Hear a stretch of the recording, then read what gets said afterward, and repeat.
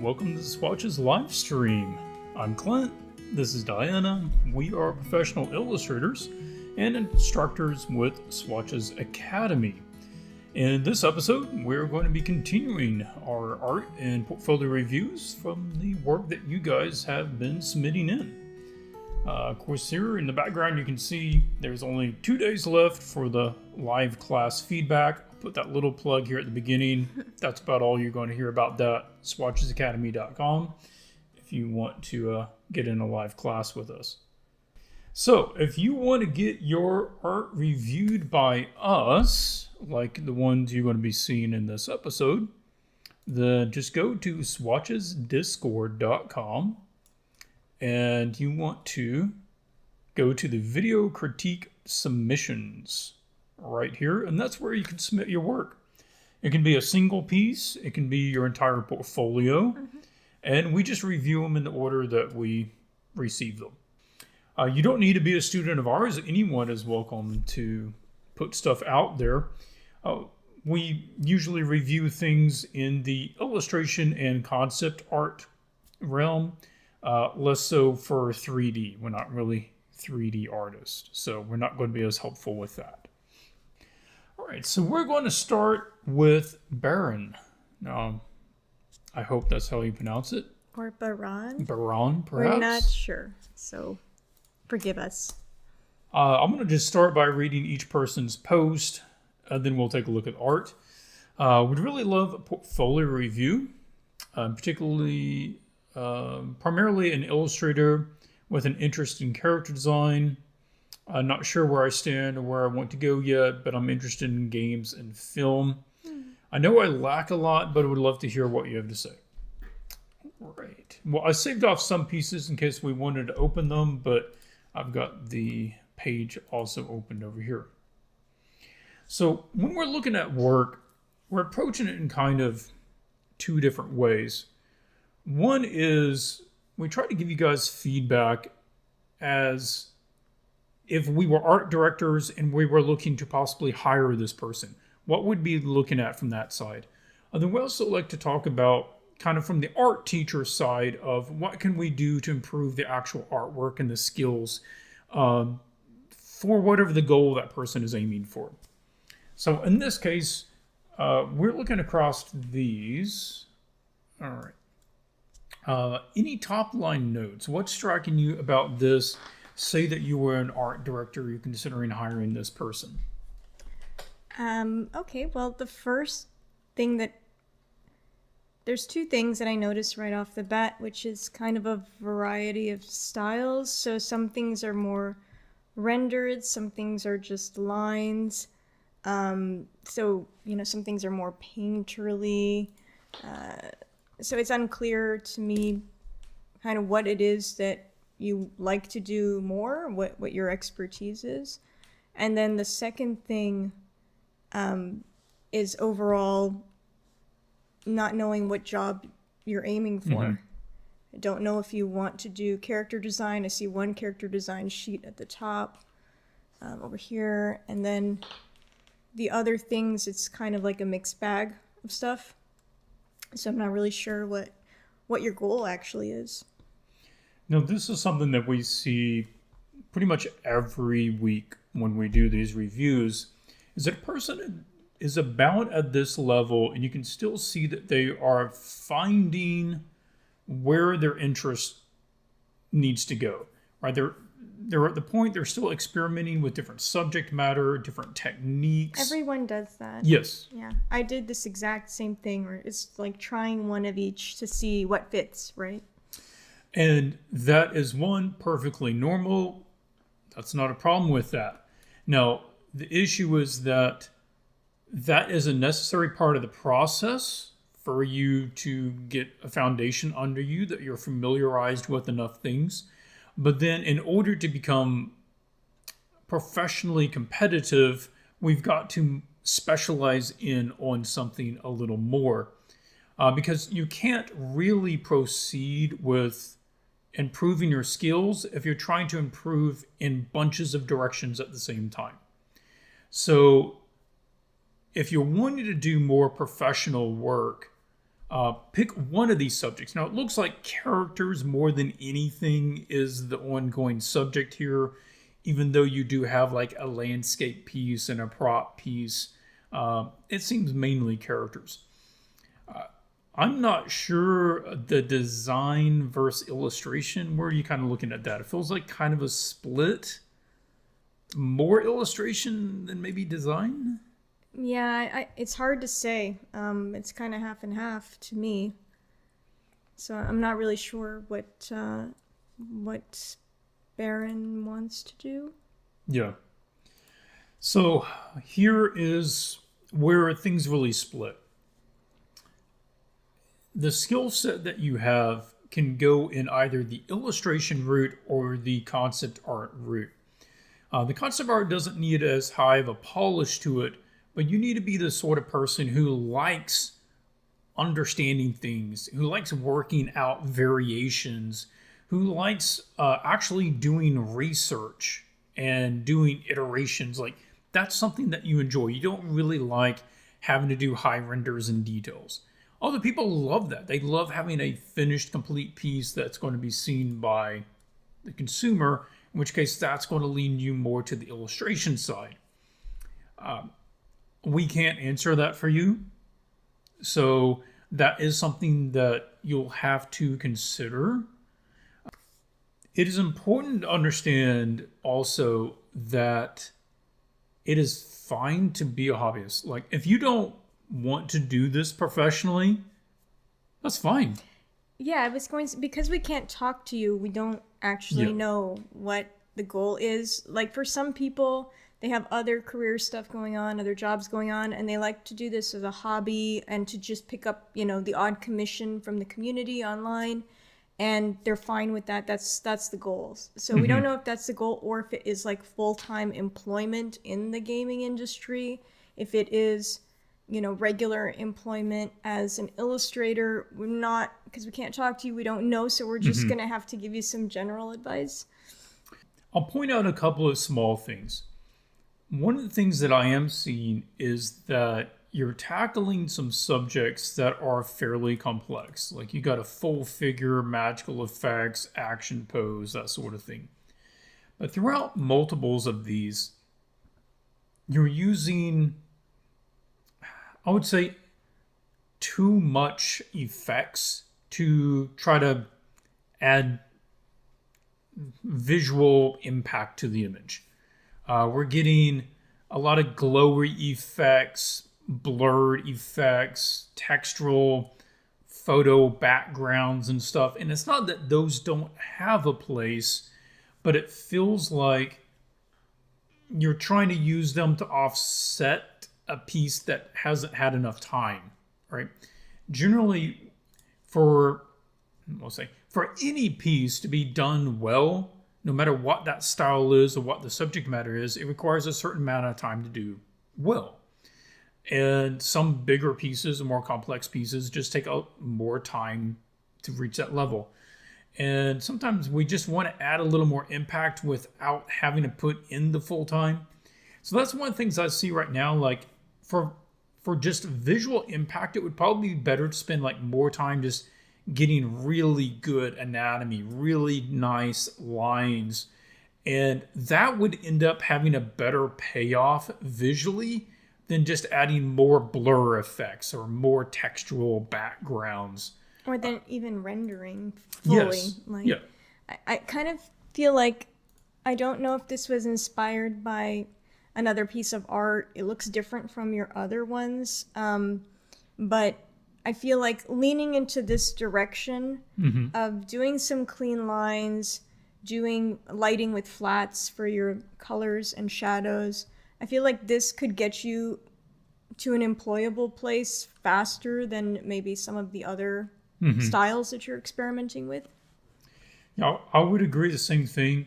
What we like to look at with this portfolio, any of the portfolios, is which path is the artist already furthest down, right? Are they have more time in lines and flats? Do they have more time doing 3D modeling? Do they have more time in portraiture? Because it's usually best to just keep going down the path you're already furthest, rather than trying to start a new path that you don't, have as much experience with. So I would agree. I think this one has a really nice, more polished look to it. It's very clean render, but it has a nice kind of style to it. I could certainly see more pieces with that sort of direction. Yeah, and I don't think it needs a lot of this other stuff that's kind of been added to the others, the graphics and stuff. That works pretty well as is. Any additional thoughts? Yeah, just a parting thought, which is related to what we said earlier. Your task now, I think, I don't know, again, what your goal is, but if your goal is employment in the industry, is to think about what it is you actually want to do some research about the jobs that are out there. Say, do I want to do character design? Do I want to do illustration? Do I want to do just illustrated characters on white backgrounds? What do I want to do? And focus in on one direction.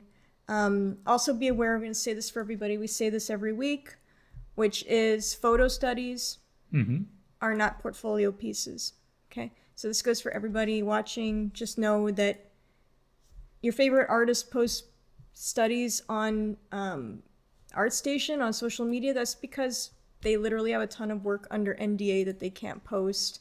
And their portfolio doesn't need to be a certain way anymore. They're already established. It kind of doesn't matter now. Yeah, they're not, I think the other day you said it, they're not having to prove themselves anymore. Yeah.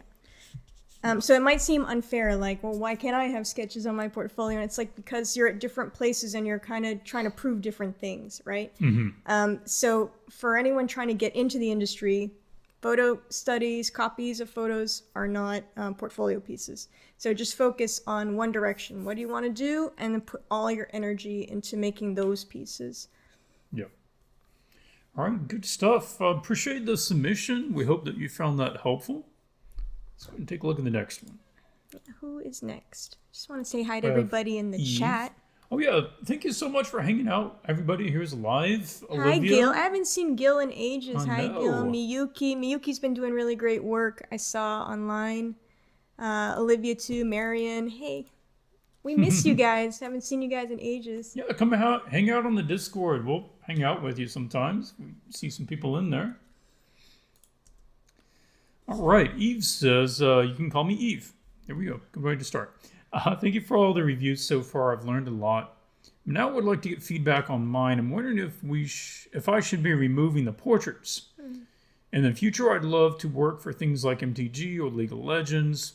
I know I'm not there yet. Just want to hear about how I can improve. So Eve from Netherlands. Okay, another European. Okay. Yes. Hello, fellow European. All right. I get a good response to this. Definitely in that fantasy game sort of vibe to it. Characters, figures, obviously the main interest here. I agree with your assessment that you know what you're going for, but you're not there yet.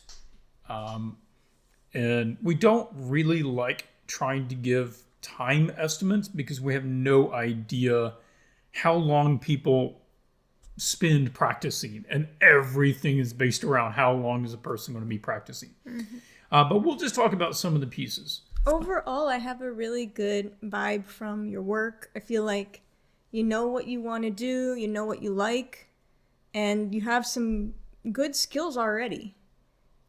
So just overall, good first impression. I think you were going to say that these two rows are not in the same league. Yeah, you mentioned that, Eve, saying I wondered about taking out the portraits. I would agree, that's the right intuition. These bring down the portfolio more than they elevate it. So I would just remove that. The most of the top two rows, this one is an outlier. I probably wouldn't keep that, at least that cover. Maybe a different thumbnail. Yeah, maybe a different thumbnail. And this is another one. Are you wanting to do character design? And what you usually want to convey to a potential employer is that you are very clear about what your skills are and the services that you can offer them. And if you seem like you are unclear about that because of what's in your portfolio, it makes them hesitant to want to employ you. So this kind of tells me, like, again, we're getting a little bit that one of everything, if I see that odd thing in there. Across the other pieces, it's fine to see a piece or two of fan art. Our rule of thumb is like no more than 20% of your portfolio should really be straight fan art, like a known character. Now, some of the others can be adjacent. Like you might say that some of these are D&D or Magic adjacent. They're not named characters from the franchise, but they have that similar, subject matter, and that's fine. As far as the other pieces, do you want to talk about some points or look at some individual ones? Let's look at some individual ones. Yeah, let's just go ahead and start here. Obviously, I'm not going to talk about the design of Jinx. Jinx is well known. Yeah, I like this piece. I think this piece is like, it's so close. It's almost there. Yeah, this is good. I like the drawing. I feel like you worked out a lot of the stuff beforehand, did your color flats, figured out your color scheme. That's a nice color scheme. I feel like that works together. It was based on your OC, rework in OC. The thing that was really going to elevate this, I would say two things. One is more time on the face. A good face on a piece like this is really going to just take it up a notch. And right now it feels a little flat. It feels like it needs to be more, that it could be more. The other thing is a really common issue we see with pieces like this, which is the overuse of black. Things go from lit to black really quickly. I would really recommend just following the halfway to black method. We're not going to take time to explain the whole thing. You can just Google it. There are videos about it. Oh, there's also an article about it on the blog, on the Academy blog. But you can just search halfway to black, and pretty sure like Ross Tran or somebody has a video about it that you can watch in 5 minutes. The basics is, if you want to figure out what the shadow value of something is, you get whatever its base lit value is, you take it halfway to black, and that's the shadow value. Black is only reserved for actual deep occlusion shadows. Yeah, like you could use it for like under this or in here, Yeah, up in the creases. Yeah. But like this section, a lot of this stuff back here, that would only be halfway as dark as it is now. What that's going to do is visually help separate things out a lot, because they're all dropping to a very similar value range, and you're just losing a lot of this detail and design that they've put in. This is, I don't want to go over every piece. It's just one that everyone has seen a very similar image. I have one of these. Yeah. And everyone has seen Sexy horned lady, yeah. Some killer versions of this same thing. And the problem is, if you do a popular subject image again, it's gotta be pretty dang good, because everybody has seen good versions of it.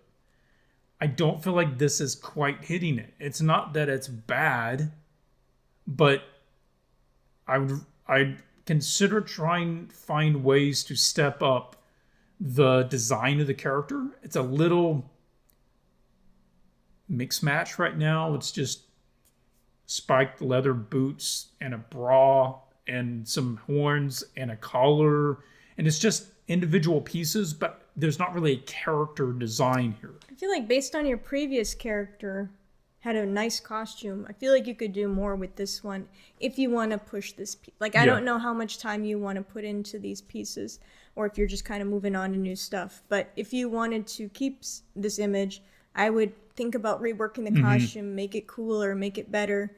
I would put some more time into that skull, rendering it really correctly, because she's looking at it, it's kind of a focal point. It should be really carefully rendered. I would also rethink the design of that trident, whether it needs to be there at all, or if you want to give it maybe a more interesting design. Would also think about some kind of chair. Yeah. Sitting just on skulls is a little bit, it's not as strong. You want to really ground the image, want to give her somewhere strong to sit. So these are all minor suggestions. It's kind of just a little bit of everything, right? Like little small things that will elevate the image overall. And just some things to keep in mind. Okay. These are good to see. You have this on a couple of your pieces, which is the composition studies. Scenes live or die by these. And you will, I don't know if you ever see a good scene artist who doesn't do a lot of thumbnails. But then you will hardly ever see a junior who like put a lot of time into them. That's one of the major factors is if you want to get better at doing scenes, don't paint lots of scenes, do lots of thumbnail compositions, because that's where you're really going to get it.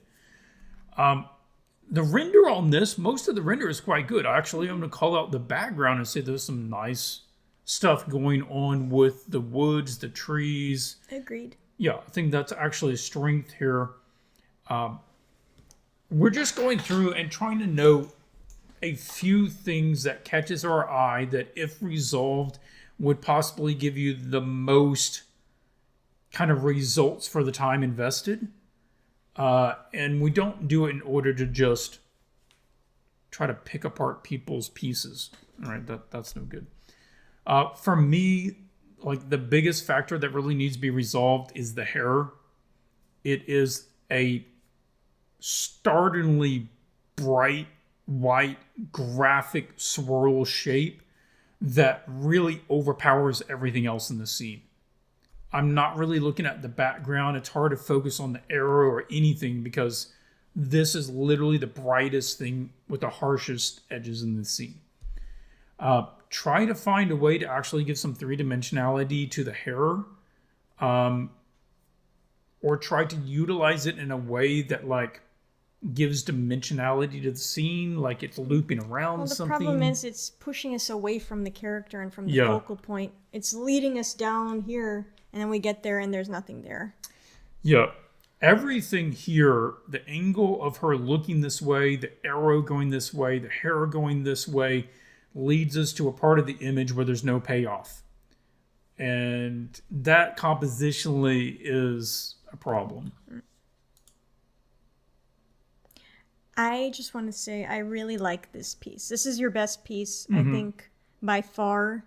Looks like you put more time into this piece than any of the others. And I want to give you a special compliment on your creatures, because I have seen pro artists do creatures that are not as good as these. Not even close. So you did a really, really good job on those faces of those creatures. Okay, good. Good comp studies. All right, like seeing those. Did a little animated That's thing. a nice touch.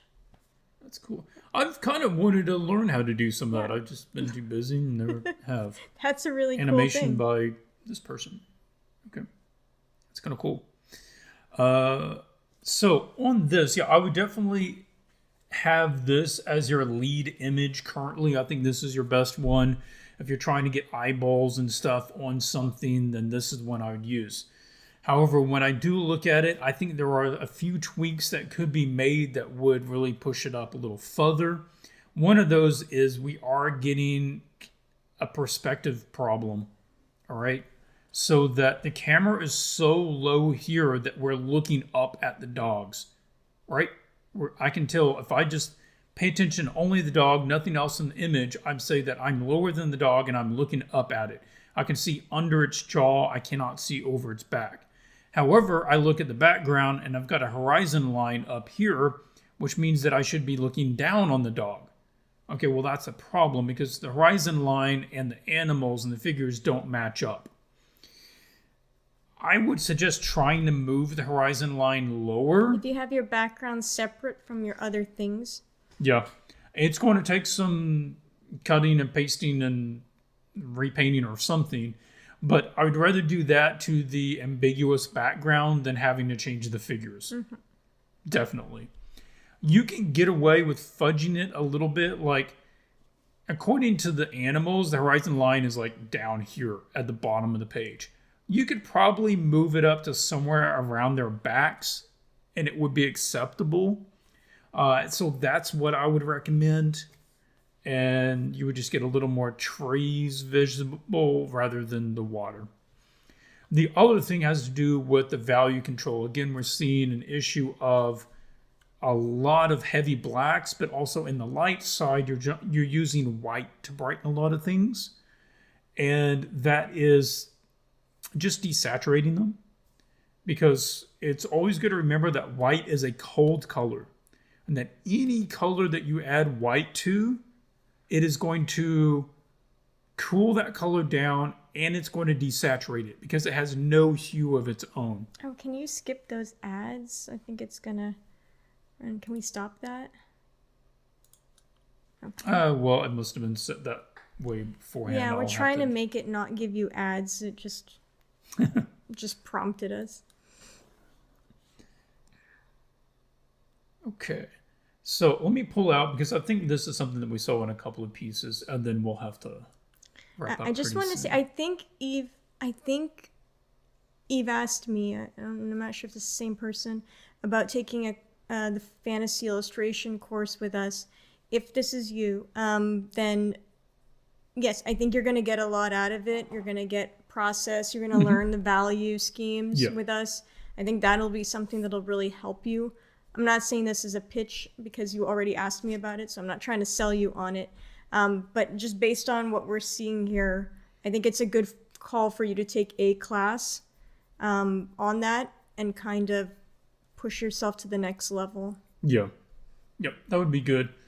Would you recommend to make all these changes to the pieces in my portfolio or move on to new pieces and put those in?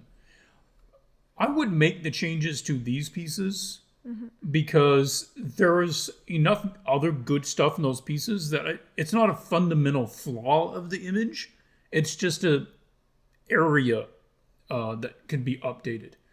Some of the other ones, like down these, I would say that, I would just redo those if you want to do them at all, rather than trying to update them, or just drop them out. I would drop them and move on. It looks like your skills have advanced since you made those bottom ones. This one feels particularly a lot weaker in comparison to this one. When I look at this, what I immediately get is you made up the heads, you made up the pose, you made up the hands. It just feels like this wasn't referenced, and obviously you don't have a two-headed Cyclops character to look at, but you can use a real human head of somebody making that expression who is a bearded guy. You know what Nino would do? Nino Visha, the digital painting teacher at our school. Nino would get a Daz doll, or two of them, maybe, bring them into Blender. Cut the head off one and paste it on the other guy and pose it, or he pose it in Daz first and bring it into Blender. And so I'm not saying learn 3D or whatever. I'm saying that when you have a situation like this, it's better to find solutions to make that reference than to just go ahead without one. Because this is a tricky subject. Yeah, it's really need to have a reference for that pose. Was a human 3D doll, but it needs to be very intentional. It needs to feel natural. It needs to feel like there was a human driving this behind the scenes. This is pretty cool. That reads pretty well. This one, again, getting a little of that, what we saw with the Archer scene, where we're throwing a lot of the attention out of frame. And here we've got the main character whose attention is out here. Now notice that compositionally, anytime we have a character looking anywhere other than like directly to camera, we give emphasis to wherever they're looking. We direct the viewer's eye to whatever the character is looking at. In this case, it is not the image. So if we even just turn this character around to face the other way, it would at least keep the interest moving into the scene. It is also not clear why we have this character and this statue. They are particularly highlighted, one with bright red and the other with one shock of gleaming moonlight. I don't understand the connection with the narrative here, and I question whether it wouldn't be better to just remove them and then tighten the scene up and just make it basically a portrait about this guy. About this butler. Yeah. Anyway, you've got some good skills. Like, your rendering is really nice. You've got lots of good things going on. Background looks really nice, for example, on this one. Your armor design is nice. There's like a lot of cool stuff going on. Mm-hmm. It's just, you're at the point now where there's so many artists to get to the stage where it's not one big thing. It's like 5 little things, and that's what pulls the image down. Yeah. This is where you literally have to go, and we don't have time to do this, but you literally have to go by each element of the scene, and you look at, say, the composition. Okay, how do we make the composition 10% better? And then you look at the character design. How do you make the character design 10% better? How do you make the pose 10% better? How do you make the coloring 10% better? How do you make the lighting 10% better? And if you go through each one of those and you implement all that stuff, you're going to have a serious improvement overall at the end of that. But that's why there's not like you said, one thing. It's just a bunch of little things. Okay. Looking at the notes. Yeah, overall, what I was seeing is there's just various inconsistencies with like the values, the lighting, some pose stuff, but it's all around some pretty good skills that I think really, with the right direction and maybe feedback, that can do a lot with this. Yeah, I agree. I think you're close to where you want to go. Yeah. It's just you need to fine-tune some things. Being in class with us or with the mentorship, but yeah. I would recommend the class just because I feel like there are some process issues that could be resolved. But getting that feedback with having those things pointed out to you so that you can then catch yourself by yourself, right? Like, we've all been there where we don't know what we're doing that's holding our pieces down. And once we hear it enough from someone else who's been around longer, we start to remember those things and we can check them ourselves. You get so used to painting things a particular way, you just get that blind spot. And it really can take you a long time to recognize it. Whereas another person, the right person, might be able to look at it and immediately be able to identify what it is. That'll save you a lot of time. Okay, let's move to the next one. Hopefully we get to see you in the fall eve. That would be cool. That would be cool. Yeah.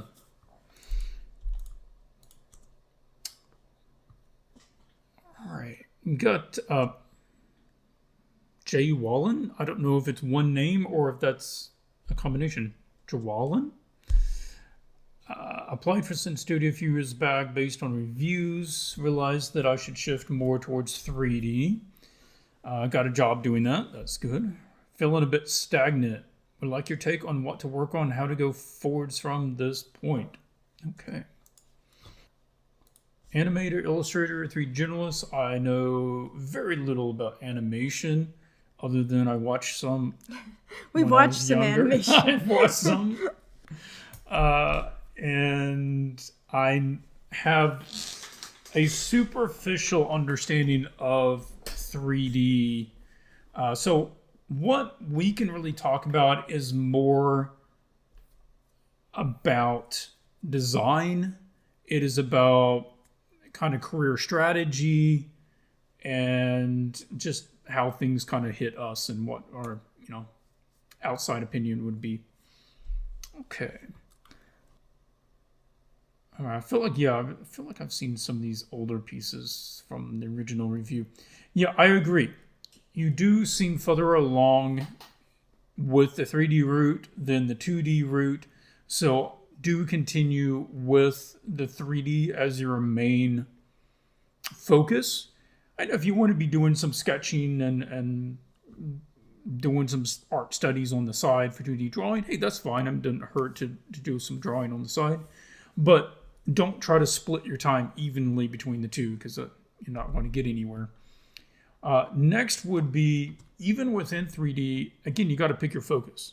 Even if it's like illustration or concept art, you're doing characters, or you're doing creatures, or you're doing environments, what is it? The goal is to, make yourself competitive as quickly as possible. Mm-hmm. And the easiest way to do that is just pick one area of focus to get really good at. All right, so I'm not familiar with this project. All I know is these images that you're showing me. Now, set renders, design, modeling, texturing, that's all needed stuff in the industry. There's a lot of people needed to do that sort of stuff. There's a lot of work available. Yeah. Mm-hmm. And this sort of thing, which is like basic layouts, prop stuff, that's generally what a junior is going to be expected to do. It is unlikely that a junior would be given primary characters, or even like, they're not going to be doing the world design guide, right? They're not going to be the one setting the main design. So I would put my time into learning how to do really good 3D modeling and texturing on the sort of things that juniors are most expected to do. Right now, these seem fine, right? I mean, I recognize what I'm looking at and everything. They are pretty basic. I do feel like they need to be fleshed out more. Again, I don't know the parameters you're working on here, but all I know is that if I was, say, the lead on this project and you brought this to me, I'd be looking for ways that you could add a little more uniqueness by taking in some cultural influences from different places. Maybe part of the wall has the plaster peeling off and you can see the stones underneath it. Maybe there's painted designs over part of the building that's kind of faded off. We're talking about design now, right? Yeah. So there's design is definitely part of it, but that has to be rooted in just the 3D skills, though. What we suggest, okay, we cannot judge this stuff, this 3D stuff, okay? We do, from our perspective, it seems that you're further along with the 3D stuff than with 2D, so that's why we're suggesting that you continue with 3D, okay?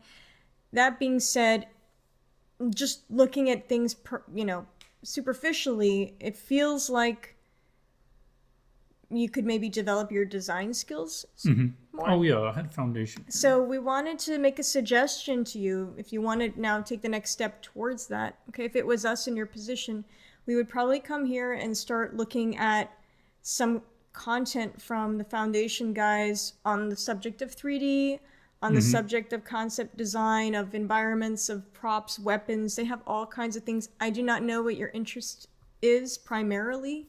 I think with characters, it looks like characters are always more difficult to get right. I'm not discouraging you from pursuing characters, but I think it's easier to get competitive at maybe some of the other things. And there's also a lot more work available for the environmental stuff and the prop stuff.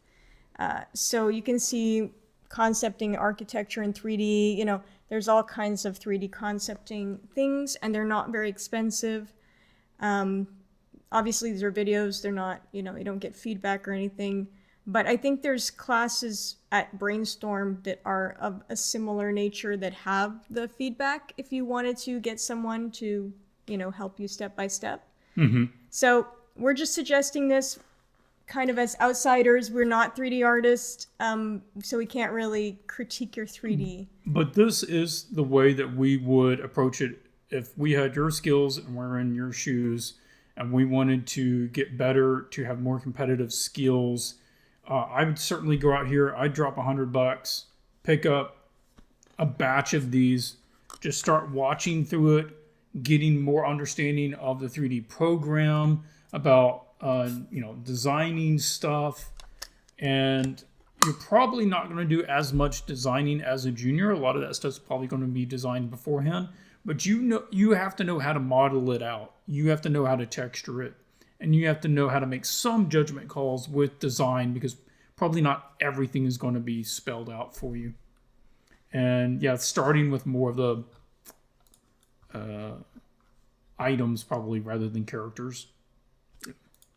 We hope that's helpful. That's the best we can do for you. Yep. Okay, next. Next is Mark. Mark. Here's a work in progress of my Resident Evil 4 remake fan art I'm doing. It is quite rough and with some placeholder photo bashed elements that I still need to either remove or paint over. I'm stuck on this one. Please help me identify which areas I need to prioritize and improve. Okay. So from this, you also added your portfolio here. You said, I'm planning to build a proper illustration portfolio. Appreciate the feedback. We're taking it that you are currently not looking for work, that you are doing this just fan art pieces because you enjoy it, which is fine. If you are seeking work, if anybody is, again, we recommend not having an abundance of fan art pieces. And I don't know who it was. Somebody, maybe it was one of the Moon Colony guys, who said something like, if all you have is fan art in your portfolio, you look like a fan. Yeah. Right? Instead of looking like a professional, you're going to make yourself look like a fan. So just a little something to keep in mind. I think that was the CEO of Moon Colony, or maybe one of the art directors. Somebody there said that. Mm-hmm. Okay, so here we have Leon Kennedy, and I forgot the girl's name from Resident Evil 4. First thing I would ask, and that you kind of need to answer, is what is the ultimate kind of rendering this is going to have? Are you trying to go for really realistic? Are you trying to go for clearly illustrated? Definitely have an art reference. It doesn't have to be the same subject matter at all, but some other artist who has painted a scene, probably an action scene, that has the sort of rendering quality that you want. Having that sort of guide is going to be helpful. As far as this scene itself and what to improve it, I don't know what you're seeing wrong about it, because obviously you're making up some of this, so I don't know what parts aren't matching what you have in your head. From the outside, we both say the poses.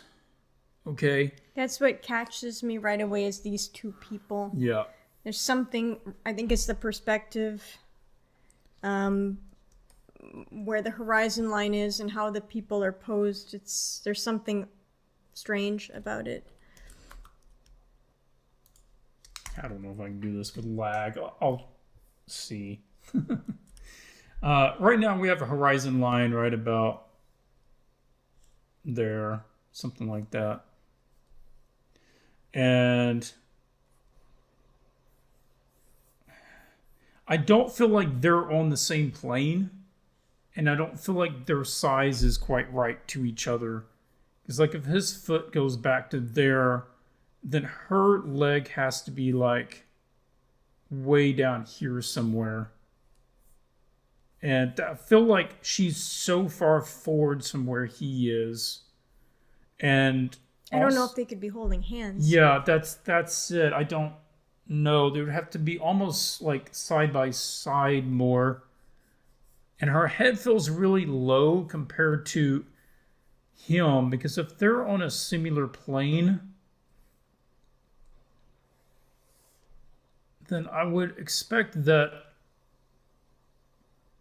because she's so much closer, that her head would be higher and that he's really crouched over more than she is. I feel like that's up higher there.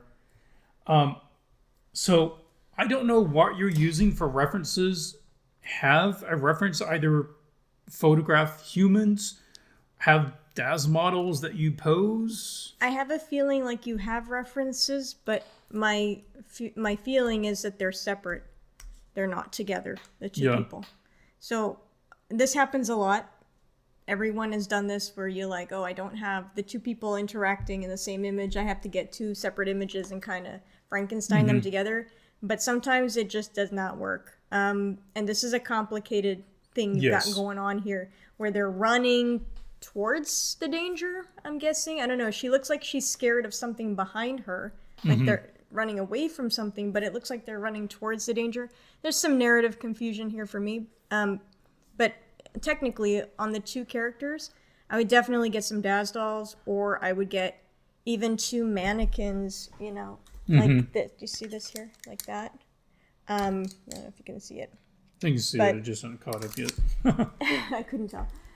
So even just two of those dolls, or two people, real people, that you know that don't mind posing, because some of this is going to be very hard to resolve just mentally. That would be the first thing, because if those are off, it's kind of, the rest of the image isn't going to matter as much if those don't hold up. Next to that, we've got your overall composition, lighting, values, that sort of thing. Now, they say don't split your canvas in half, vertical or horizontal. We kind of have that, but you've just put it at a diagonal. I think you can get away with it, but I would consider moving it down a little bit. I would consider getting the horizon lower so that there's a majority and a minority, and they're not equal. If you have a canvas that is split in half, then you're not telling the viewer where the focal point is. So I don't know if the focus is here or here. But if you have a canvas that is done the other way, no matter whether the horizon line is high or low, the viewer automatically knows that the larger one is more important, or whatever is in the larger one is more important. So I now know that the focal point has to be here, even though there might be something in this little area as well. And so by putting it here, we don't know if the focal point is more about what's going on here or what's going on up there. For that reason, I would consider moving it down and then utilize the space to do a little something else. So all these guys can probably stay about the way they are. We're just shifting them down. He might get his feet down to like something like that. His head's coming down. Also, you know, his head's coming down about there maybe. And then back here, we can do a little more of the set dressing. I can barely see what looks like some tree line silhouette there. I would lean into that a little more. It doesn't have to be all that same tone all the way across. Yeah, it feels like there was a building or something back there. That would have been cool. Play that up. Just light that facade with your firelight. So we have the characters coming kind of in this area. And then, just use the building, use this space to kind of show where is the adventure going to take them. We've got this building back here. Maybe we see some, I think there was like some sort of bell tower, church tower, or steeple or something, you know, put that back there. Maybe we see part of the mountain back here. We see some trees. There was some sort of like castle or fortress or something, I remember, in the game. So maybe we just see a silhouette of that back here. There's some fog coming in. Maybe it doesn't have to be so dark. We can brighten it up just a little bit so that we can see some of that stuff. And it's going to allow us to tell more about the overall feeling in the story. Just make a richer image. Yeah. If you're going for an illustration. Now, the other thing is just consider trying to move your midtones up a little bit. Like, we can keep some darks here, but even by just moving the midtones up, we're going to get a lot more of that yellow coming back in, the blues coming back in. We're going to get more color to the scene. And don't forget that all of this background needs to be pushed into those midtones. So that their lights and their darks are going to have that midtone to contrast. And you can get a lot more out of that background. Yeah. I think I pulled off just a couple of scenes. Have something even like this that is just going to give you an idea of the colors, the values that you're trying to look for in the scene. Something that's going to be a guide. And another thing, like I saw this piece, and look how they're using all this stuff to like focus the attention down here. They have basically a radiating line composition. The spears are going this way. These stone paths are going this way. The mountains are angling down to this point. Right, so everything is bringing your attention here. We could use the same sort of thing over in this piece. Maybe. So, yeah, maybe there's a road, a railroad tracks, a log, something here, a pile of boards, whatever it is that kind of angles that direction that gets our attention there. A shovel laying there, you know? Yeah. Can use anything. Some elements, retaining wall, I don't know what it is. Then can there be like a tall fence or something? Again, something that's going to create converging lines going this way, pointing us into that action. And if you have roof lines like here, don't have the roof line going that way. That's counter. Mm-hmm. You know, you want to angle the roof line. Oh, it does not want to switch back. You know, want to angle that roof line so it's going that way, so it's playing into that composition. Okay, that's a bunch of different ideas. How many edits or how much time you want to put into that is obviously up to you. You can go crazy with it. We just wish you the best. Hopefully that's helpful. I hope that was, helpful to you. So we have, who is up next? Zelka. I'm just taking a guess with that name. I don't know how. Or Zelka? Zelka? I don't know if that, if the J is silent. I'm not sure. Said, I would really appreciate to hear more about first impressions when viewing a portfolio, potentially some pointers in the directions to push it. Currently, I'm doing concept art and illustration. Positive read initially. Mm-hmm. You obviously have some good skills, some nice rendering skills. Yeah. All right. This stands out to me. Like, I feel like this is a piece that has a fairly high marketability. All right, would be a good way to say it. This is classic kind of fantasy character. So that would be good to see. I would recommend removing this one. You open it. Can I see the whole image? Or finding or maybe pulling out on the crop, because that thumbnail is not immediately readable as to what I'm looking at. It's because it's so graphical of just like bright green, white, and black, and it takes me a moment to figure out what I'm looking at. It's not the same vibe as the other ones. Yes. The other ones, you have like this classy, almost classical vibe, and this one is just very loud.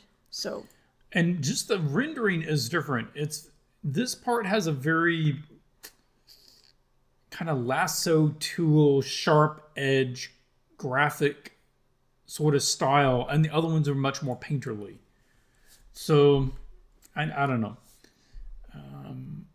Some of the others, like this one, I would recommend taking out a lot of this stuff. Like if you want to put the image of the dog on there, I mean, okay. But I would certainly take out the portrait studies, the art studies, the still life stuff, because this stuff comes across more as student work, and you don't want to put anything in your portfolio that has I think a it's student feel okay to on it. like social media if you wanted Yeah. to. Oh, can you skip the ads again? They're gonna get it again. So, yeah, that sort of stuff. Again, I think that's a nice thing to bring up.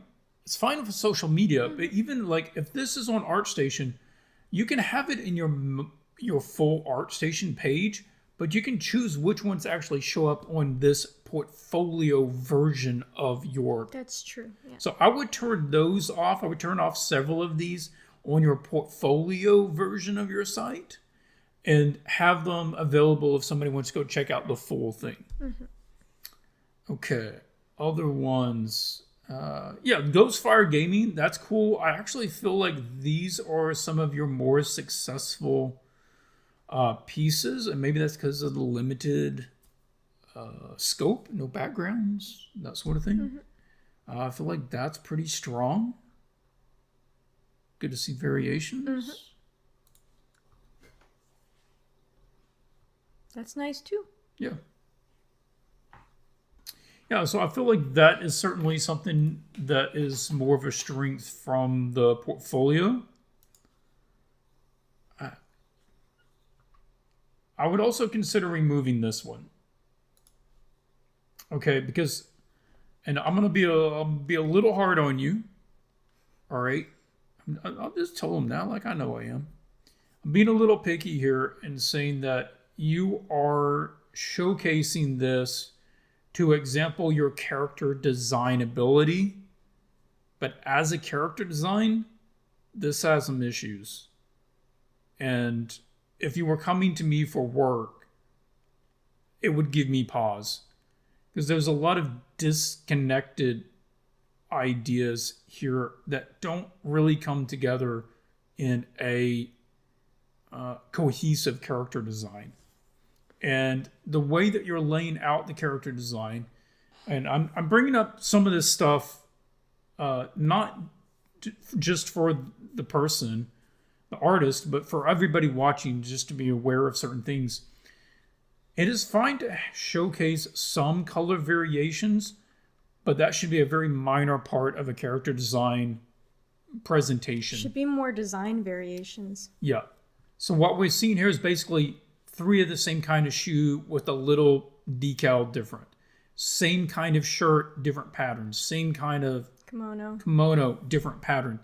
That is kind of the weakest version of a character design. What would be better is 3 entirely different outfits, different kinds of shoes, different kinds of footwear, different kinds of coats or kimonos or jackets, a shirt versus a tank top versus a coat, different kinds of hats, right? And not color variations of them, but entire outfit variations. That would be a more effective way to showcase character design and hopefully land in a more cohesive and interesting character. Because I look at it and I still don't know who this character is, what they do, where they're from, any of that, which is like the heart of designing a character, is to convey that stuff. Okay, I'm done being picky. More thoughts? I hadn't looked at this. I feel right now like something that might confuse clients.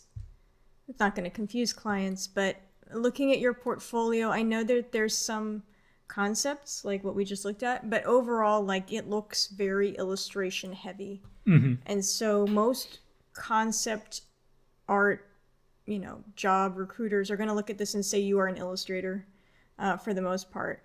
Yes. So, I mean, that's just something to keep in mind, that you are portraying that more so than... Can you go back, please? Let me have that.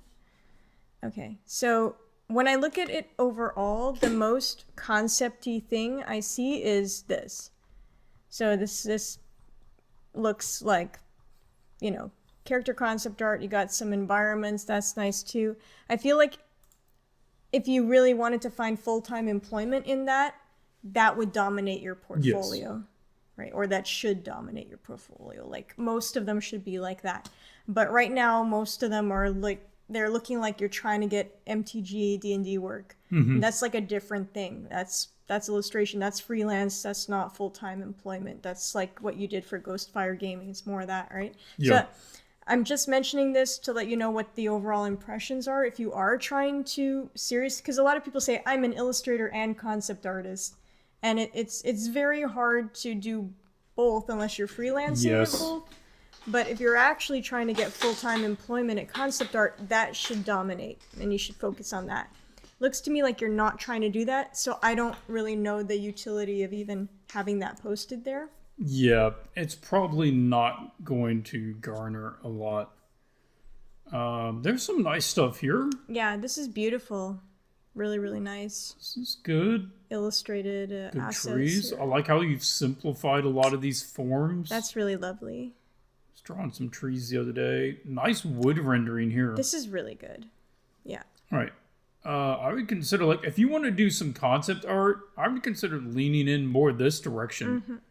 Mm-hmm. Show that you can do props like this, little set pieces. This is really lovely. Yeah, I would consider. Yeah. The thing is, like, can you go back to the main? These are so much stronger than your full scenes. Yeah. That it's, I'm not like, that's the thing. I don't know if you're here in the chat. If you are, let us know. It feels right now like the progression, if these are chronological, you're pushing towards full scenes. Mm-hmm. Like it seems like you want to do the full scenes. But I'm telling you, if you had a portfolio full of this stuff, that would be so powerful. There is, again, what we're talking about is marketability for that kind of skill that you're showcasing. There is a lot of marketability to this. And a lot of artists don't want to do those. Yeah, a lot of juniors don't realize that. A lot of juniors think, well, it's not the big flashy thing. No, it's not. But you know how much of this stuff needs to be made and how few people are vying for that work? Mm-hmm. Another thing, I'm going to just toss this out. You have several creature illustrations here. And this is also a place where you may be able to position yourself to get work at a higher tier company with less competition, because from my time working at Blizzard and assigning projects to artists, I knew that there were certain artists that were more creature illustrators. Yeah, specialists. Yeah, and there were some artists that were definitely like, please don't send me creatures. So if you came to, potential clients and you had a nice range of creature illustrations and props and, little scene vignettes and that sort of stuff, you could probably find a position in there where you're not competing against the vast number of artists who are basically trying to do this, right? It is the full fantasy figure scene. Mm-hmm. Right. Now, I downloaded a little thing you did on that. I did a little tiny paint over. It's nothing major, but I just wanted to show you kind of just some little changes on this piece. I would like what you have here. You have some really good bones to this piece. No pun intended. But I think if you just gave it a little bit more time, it could really be elevated. So I just want you to keep in mind a couple of things I'm going to point out. Can I see the? Oh. Yeah. Just to keep in mind this thing. So I don't know what's going on here. If this is meant to be the shoulder or the elbow, it's very weird. It may have been in the reference photo. I don't know. But sometimes that happens in the Mm-hmm. Sometimes people's arms or legs or whatever can look strange because of the angle that it's photographed or the way the model is pushing, their limbs or whatever. It looks strange. So I would recommend fixing that. It could be, but it looks sometimes odd. it's Even though it may technically have been what it looked like, illustratively, it looks like it was done wrong. Yeah, it doesn't have a So, good read. yeah. So just keep that in mind. Also, the magic here is just coming straight down. I think you could do something more interesting with this magic effect. And I would also spend a little bit more time. You have something in here, but it's like barely visible. I would just bring it back and spend more time on these skulls, getting them anatomically correct. Okay, so I just did some... I also adjusted the scene a little bit. I don't know, I felt like she was leaning too much one way. But that's really up to you. I would kind of get the other arm in there. Yeah, the other arm just disappears. I would bring something over here to just give her some movement. I would make... This was just me being really rough, like 5 minutes, but I would give a swirl or some kind of shape to this magic so it's not like a waterfall just coming straight down. I would think about making these guys maybe more transparent. And yeah, it's not clear. Are they physical bones that have magic in them, or are they like manifested magic? I'm not sure. I would kind of make a decision one way or the other. I would maybe allow the other foot to be seen. I mean, it just makes it look like it's there. And think about bringing that castle back, just letting it be a little bit darker so we can actually see it. Like, I know it's a silhouette, but we're not even getting the silhouette anymore. So just little things like that. Overall, like resolving this drapery, resolving all of it, resolving this ground. I feel like you just kind of went over it with the splatter brush and you called it a day, which is fine. We've all done things like that. But if you really want to, dazzle a recruiter, then solving this is... I personally feel like it could be worth putting more hours into. Yeah, I like this piece. I like the design. I like this armor piece. I like these. These are cool. I haven't seen these before. So I like the face. I like the hair. I feel like there's a lot of nice things. This tree here. There's a lot of nice things that if you push this piece a little further, could be like a really nice showpiece. Now, the same thing that we recommend to our students, particularly in the fantasy class, which is get your image like where it is right now, and then go find a collection of other professional images that are a similar content, right? And put them around and just note, how are they handling the lighting? How are they rendering the magic? How are they positioning it? Can you see, the other hand? What is the other hand doing? If they're casting magic with one hand, and how are they handling the values and the background? And just write down notes. Just take down observations of cool ways. And put them around your piece and just compare all the differences and write them down. Yeah. That's what we do. That's something that helped us improve a lot. We still do it. If I'm struggling with a piece, I'll put it there, put a bunch of pieces around it, start taking notes. Okay. So, all right, let me go back. There's a few different directions you can go in. You're kind of already doing some of these things, like this stuff here at a really high level. Yeah. So, something to think about. If you want to keep pushing on full scenes, then just consider what we said. This piece, I find kind of strangely similar to another piece I'm already familiar with. I don't know if this was an accident. I know accidents happen. But it looks a bit similar to this piece that Martina did. And everybody knows this piece. This piece got tons of attention online. And so, unfortunately, if your piece is not based on this one, it's going to be compared to this one. Because everybody knows that other one, unfortunately, right?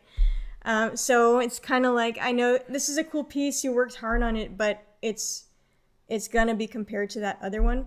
And just one little thing I want to mention, just for everyone here, if you open this piece up, is the nudity, like full nudity.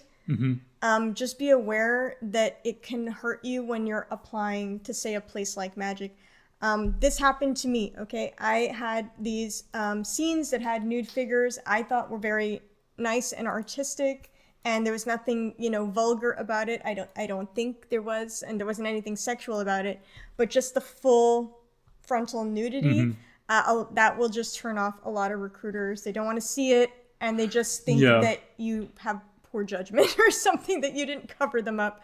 But also, most of the characters you're going to be drawing have costumes on, so they do want to see your characters wearing a costume. You may be approaching it in an artful way, Mm-hmm. but it also doesn't mean, what would you say? It wouldn't fit in a mainstream illustration portfolio. Yeah. It does start to get a differentiation It kind of there. marginalizes you. And, Yeah. and like that, I was told, seriously, by two high-ranking artists that was kind of the reason I didn't get into Spectrum one year, is because I submitted a piece that had, full nudity, and they were just like, no.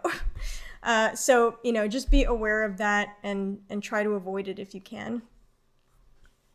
Yeah, this is the piece that makes me think, man, if you like animals, lean into the animal thing, because there's quite a bit of work for the fantasy games for those, and a lot of people, they don't practice them enough to be good at them. Mm-hmm. And if you do, like, this is cool. I don't know whose I'm idea. awful at animals, so if you can do them well, you will snatch up a lot of work that other people don't get. Okay, we got the last one, and I've just been glancing occasionally up there. I've been looking. Is there any questions we need to answer? I don't think so. Okay. We will spend a couple of extra minutes at the end addressing any questions you guys might have just about the general art scene or whatever. So if you want to put them in there, we'll circle back to them, make sure we get them answered before we wrap up. Okay, so the last one is anonymous, and they said, hopefully mine got a chance to be reviewed. Well, it will today. Mm-hmm. I'm asking a general review over some of my recent works on what am I still lacking. My goal is TCG, TTRPG, just all the letters, and key covers, art jobs. Cool. Okay. And I will open that in Photoshop. Okay. Maybe close the other one so it doesn't eat up memory. All right. Let's go to dark gray. Oh, it looks so dramatic. Okay, I'll start over here and pan across these, and we'll talk about them, and then we'll kind of go into individual pieces. A little bit more there. All right. So, obviously, fantasy, I think you have a good subject matter selection for what you're wanting to do. Figurative fantasy scenes, basically. And Sphinx's kind of a game or book cover feel to it. Multi-figure things. Yeah, that's cool. Ghana, Pegasus. Okay. The variety of lighting is pretty good. You got like a moonlit scene, stormy scene, sunny, sunset, all that stuff. I feel like for this one, it falls into the same sort of piece that we saw on the other ones, which is there isn't one thing going on here that needs to be addressed, but there is a handful of issues that, if addressed, could really push these pieces up with not a lot of effort. Like, I don't think that they need years more of rendering practice. No.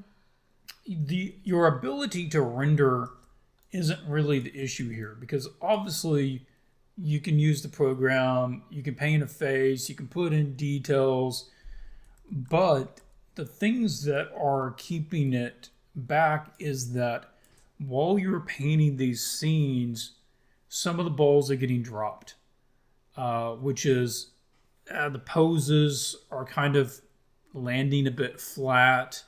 The values are getting muddied. The character design here or there is a little problematic. It's some inconsistencies like that. So if I ever see pieces that have those sorts of foundational problems in the scene, that is a really good indicator that not enough time is being spent in the concept phase, because they're not getting adequately resolved before you start painting. Then once you're getting to the painting, you're completing what you already laid out, but the problem is you didn't answer some of the questions before you got there. So let me point out some of this stuff so you understand what I'm talking about. I'm not going to go through every piece, but I'll talk about a few things. So on this one of the first things has to be the pose, okay? Because we're getting a bit of we call it starfish. It is where every limb, both arms and both legs are going out from the torso and nobody crosses anybody. There's no overlapping and there's really no turn to the body. That's also an issue. So if you wanted to make this better, or and I'll say this to anybody because a lot of people paint similar angel scenes, right? Is that the hips and the shoulders are facing the exact same way, and basically all of the body is facing one way and the head is turned. And it's not really natural because usually if you're turning to look at something, your hips will be here, and then your upper body will turn a little bit, and then your head will turn more. Mm-hmm. So you get this overall twist to the body. Rotation. Yeah.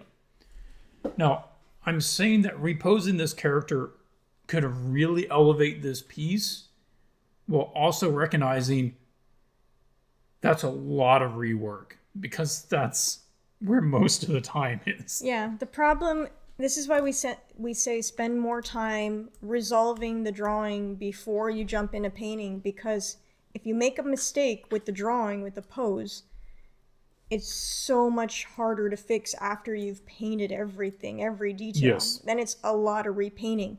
Whereas if you're really working out the pose when it's still a line drawing, it's not that hard to change it or fix it, right? But anyway, we're already here now. So, making a change now is what does it mean? It means repainting a lot. Yeah. I will show you Figurosity. Like, you can go out Figurosity.com. I'll just show you if nobody's familiar with it. Figurosity.com. These are basically just DAZ models that they pre-saved. And you can do your own in DAZ if you want to really customize the pose, right? But these are already pre-posed. They can save a lot of time. So that was already pretty close to what you had. The angle's pretty close. You can turn the body, right? Okay, so I just got that and I screenshotted it. See, so what you see here is a much more elegant and interesting kind of pose to it, where that chest is arching out with that kind of heroic pose. The arms are back a little bit, and the legs are bending in such a way that they create a triangular pattern. It's more elegant. Rather than a split pattern of legs just widening out, right? This is both acceptable. Now, I think the upper body here is probably weaker than this one. I'd probably go with that one, having it round over more. And then you can adjust the arms to hold the sword, obviously. Mm-hmm. But something like that would immediately pick up the quality of the piece. And the next thing you want to look at is values, because this is something we're seeing across several of these pieces, is what we call bad value pairs. And that is basically the values of the foreground subject and the values of the background behind them are too similar, and it gets difficult to see them separated. So a lot of this dark background is just bleeding into the dark values of the body, so that when you pull out, it's just a mass. Yeah, because you got these kind of chain lines, then you got the lines from this purple thing, then these, and they all just start kind of running together visually. So we got to find clarity in that. Now you can usually do that by just pushing the background into medium values, even if it's a night scene. So I could just use a linear dodge layer, dark blue, 43%. Automatically, that figure is so much easier to see like that. And it's fine. We still read it as night. It's all blue. I see the moon. All right, it's fine. We can even get more of that glow in the wings because of it. All right, that's cool. Over here, we're getting some of the same thing. Muddy values here where everything's just getting really dark without a reason. We're getting like occlusion shadow darkness on the normal, full form shadow. For this one, that knee catches me. Like, it just feels odd to see the knee jutting out there. This is another one where I would have used a doll reference to really get a heroic pose on this guy. It's kind of strange for him to have bent legs in here. So, just an observation. For this, there's several things I would try to lean into to make this more powerful, because I think you're really trying to get this power of Thor sort of feeling from it. And what you have to do is make sure that you're running that through all the different aspects of the image. For one, with the pose, this is a casual pose for his hand. It's just this. This is power, right? He's gripping it. His hands are twitching. You can see the tendons rippling. His muscle is bulging. You add some veins on his arm. He's channeling the power of lightning, right? I mean, this guy's a god. So you add some energy to it. I would also consider not having the arm doing that, but maybe going the other way. Having his hand like come up, be more like up here, like that's rather true. than that. This just is a weaker pose, right? Or his hand is kind of like this, and yeah, exactly. And he's got his elbows kind of back and coming kind forwards. Of flex a little bit. Yeah, a little flex to it, and maybe there's like a lightning. He's kind of like gripping a bolt of lightning coming down, or he's channeling it through his fingers or something. So we give a reason of a visual payoff, because otherwise it's just a hand taking up a fairly large amount of the canvas. Okay. Other things, consider actually lowering the amount of the main light on his face. I'm not saying make him dark, but if we tone it down just a little bit, we can get more of a glow effect from the eyes, because we're not quite getting that yet.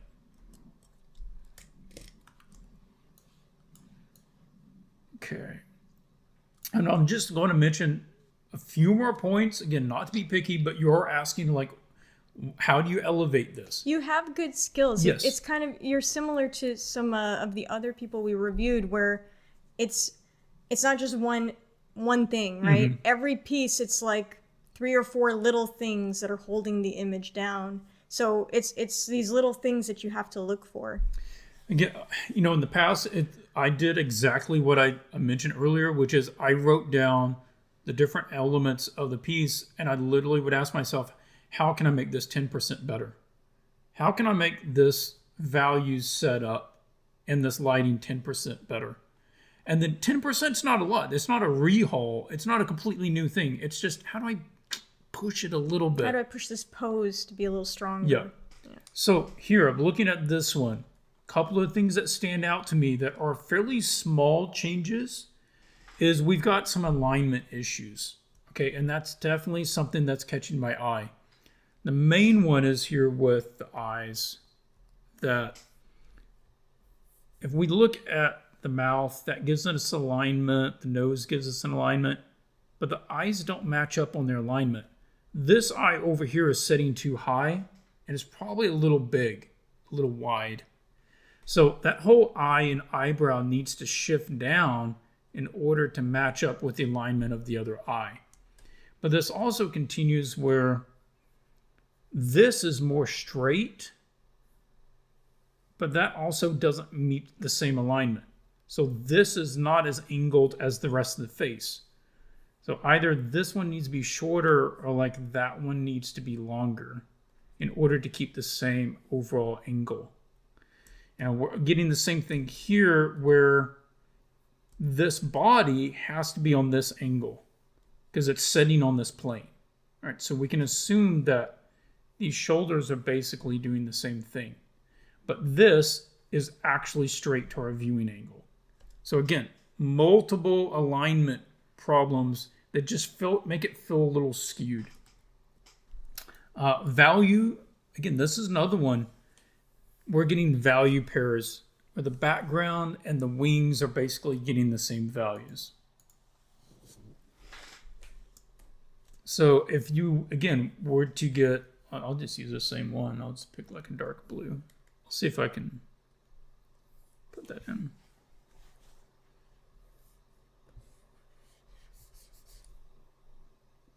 We've got to push that background into a midtone so that the darks on her and the lights on her will both be separate from the value. You just don't want to have darks on dark. Separating it with this little thin line. Yeah.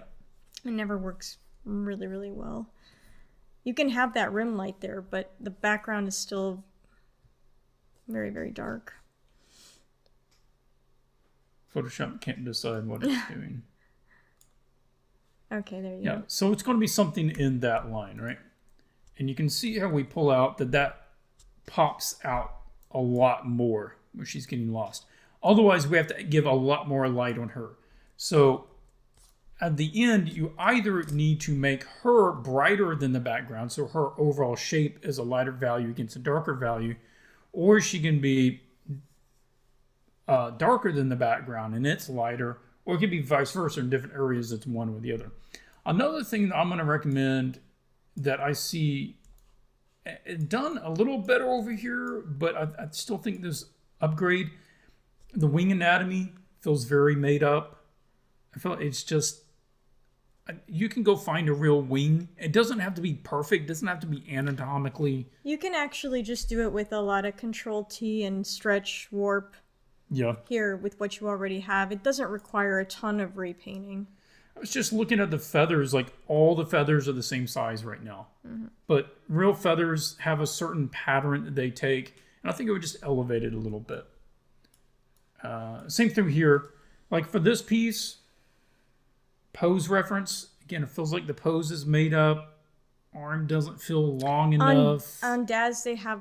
I am not sponsored by Daz, by the way, by any means, but I know that they have a Pegasus model and they have, poses where you can put the person model on the Pegasus, or you can just get a plastic model off Amazon or something. So this is really tricky to get a guy looking good on a horse at this angle. I would really, really get a solid reference and light it too, because we have all kinds of strange lighting things happening on the guy that don't look very natural. Like here, he's being lit from underneath on this side. I don't know.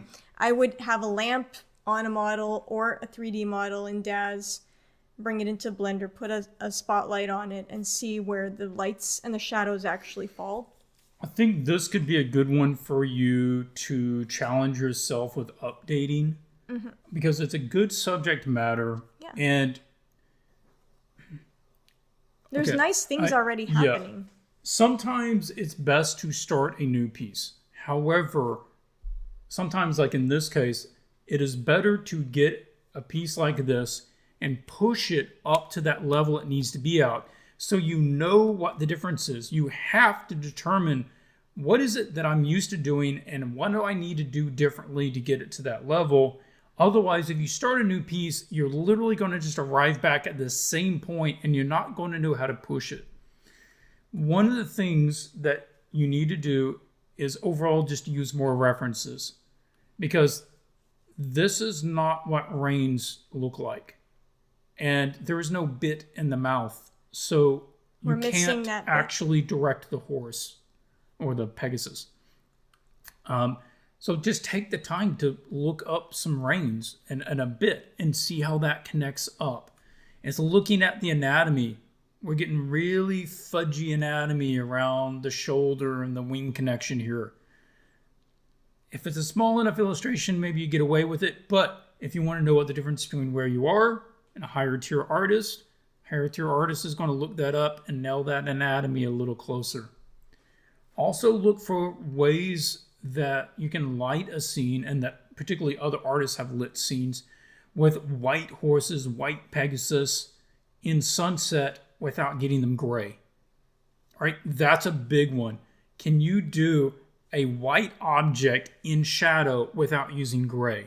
A good artist can. They'll use purples and blues and oranges and like all kinds of other things. You can really push the blues on this because he's on the we're mostly looking at his shadow side. So you've got a lot of blue light you could use on the top. You could use the warm light being bounced up underneath. You could have the warm light or the pink light. Backlight these a little bit more. Like potentially the sky back here could be even darker because you could put some clouds back there. And the wing itself, it could actually be brighter than the background. So yeah, this is a dynamic lighting situation that you could spend some more time really dialing in.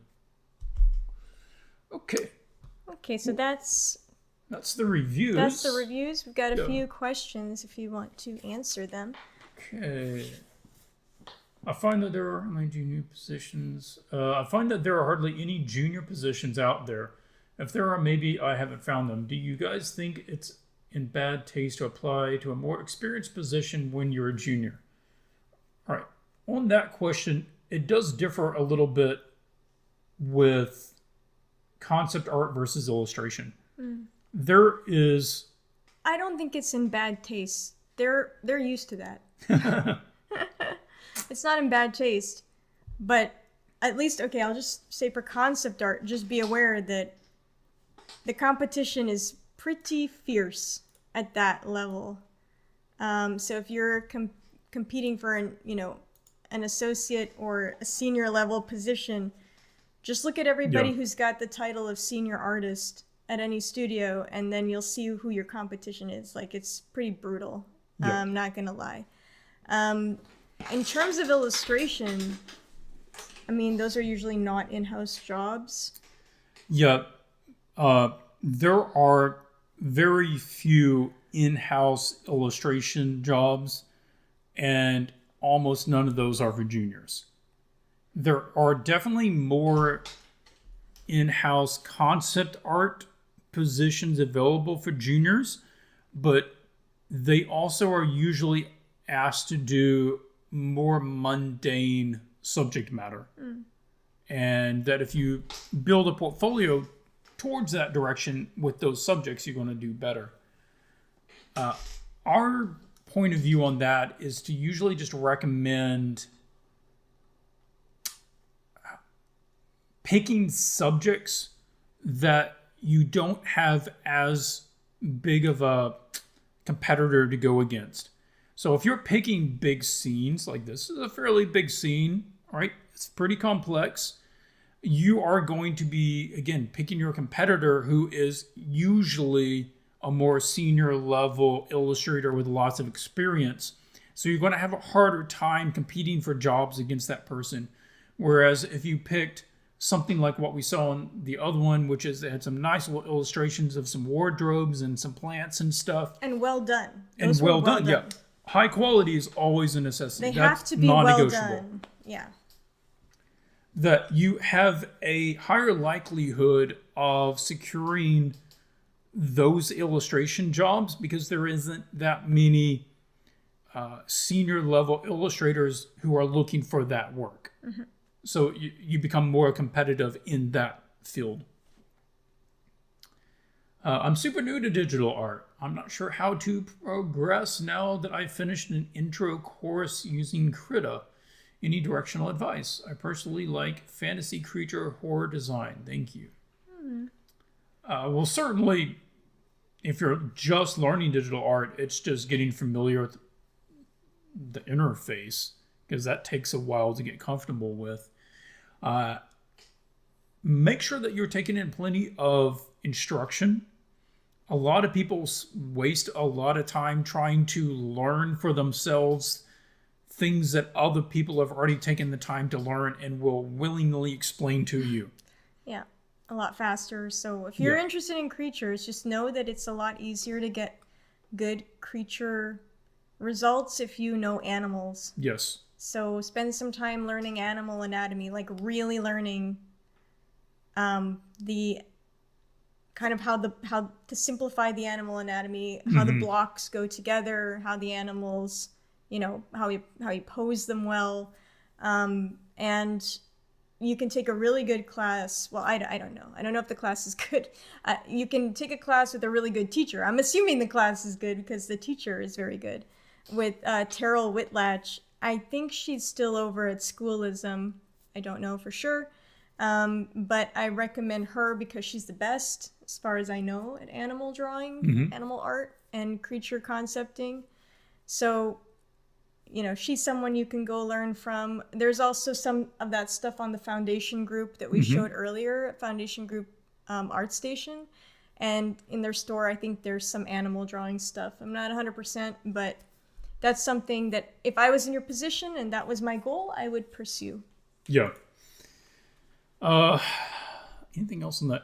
The most common thing that we see with people pursuing horror creature design is that they don't take the time to learn actual animal anatomy before they start trying to make fantasy creatures. They're basically trying to invent anatomy without knowing any real anatomy. And that's very difficult. Start by knowing that real anatomy. It's going to be so much better to adapt that. And just learning, what are some of the basic skeletal structures for, say, fish versus mammals, what right? are the equivalent bones in humans and mammals? Yeah. How does, the whole upper body or arm apparatus work? If you know how that works, if you know how wings work, you can add more wings, or you can add wings to something convincingly. So things like that. Mm-hmm. That's where you're going to really start to stand out from your peers who are doing the same thing but not taking that sort of discipline to it. I'm also using a Wacom Intuos. Hey, no issue with Wacom Intuos. I use that for most of my career. Yeah, we use a Garamond PD2200, which is a screen tablet right now. But I've only had this tablet for 3 years maybe. Before that, I always used an Intuos, so it's not a problem there. Okay, could you please put in a link to the posing app? Yeah, the two that we mentioned is the other person mentioned there. Daz is the one where you can go buy which model you want. You can buy the costumes. It comes with a basic male-female model, and some basic poses. But if you want specific poses, or outfits or accessories for them, or horses, things like that, then you can go to the Daz store and you can buy the ones that you want. And I think it's good for every illustrator to have some base models, because you're probably going to use a horse more than once. You might use a dragon more than once. You might use a Pegasus. So it's good to have some of those things in your library. We're not experts on that. Go watch videos. Yeah, no, we're not. We're really bad at it. Use those. And those models can be brought into Blender. It's not overly difficult. You can bring them in a Blender if you have any experience in there, and you can mock them into a background or something. The other one is Figurosity if you're more lame like me and you want to put in even less work posing your figures. And they're growing their library out there. They're getting better. Yeah. So they've added some but horses. They don't have everything you need. No, they don't. You might still need to go to Daz. Or you can do what Victor Adami does and make your own out of Sculpey. That's more work, obviously. But All right. Well, that is all the questions we see there. Now, if you want to put your work in, it hasn't been reviewed yet, go ahead and put it onto the Discord, and we will just add it to a future episode. I think we have enough to do next week. Yeah, we'll do next week again, and there's some portfolios there. But I don't know if there's enough for the following week. So go ahead and post your stuff, and you might get reviewed in 2 weeks. Now, this video is being recorded. I will download it tomorrow because it takes a day for YouTube to process it for some reason. And it might take a little edit, and then I'll get it posted up on the channel probably tomorrow. All right. Thank you so much for everybody joining us, and we will catch you next week. Take care.